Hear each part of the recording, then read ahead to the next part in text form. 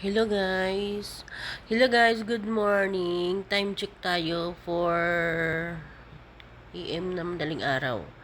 So, pinapadidi ko yung baby ko ngayon. Kasi may anak ako ngayon. Ako yung nag-alaga guys sa baby dito. Kasi nagbakasyon yung mag-ama. Yung isang anak ng babae dala nila. Iniwan nila yung dalawa. So, yung isa, hindi pa dito binigyan. Nandun sa kabilang bahay, sa lula, sa kabilang lula. So, iniwan dito yung isa kasi may mga gamot na pinapainom. So, ako yung pinagkatiwalaan. Pinagkatiwalaan talaga ako, guys. Kasi, mapagmahal ako sa, guys, sa bata. Nakita nila na mapagmahal ako sa mga baby. Kaya, may tiwala sila sa akin. Iniwan nila dito yung may mga maintenance na gamot pinapainom. So, ito, ngayon guys, walang tulog. So,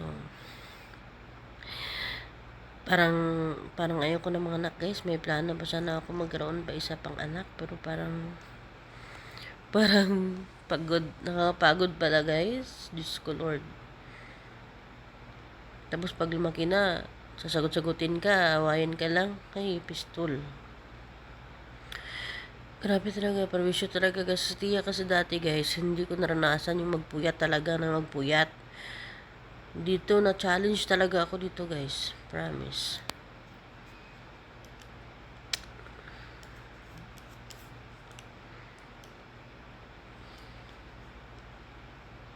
So pinapadidi ko siya. Mahirap kasi guys pag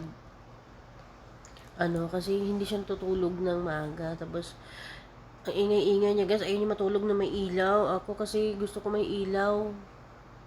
Pag walang ilaw na ako, parang akong, pag may ilaw, parang akong binabangungot.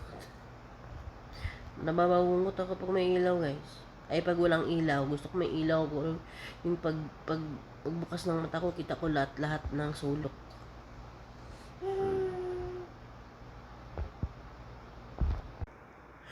So yun guys, abangan natin, ay iba-vlog ulit yung isa, pag dumating na dito yung isa, mamayang gabi, iba-vlog tayo ulit. So ngayon isa na ang nandito, so mamayang gabi pa kasi for AM na diba, so mamayang gabi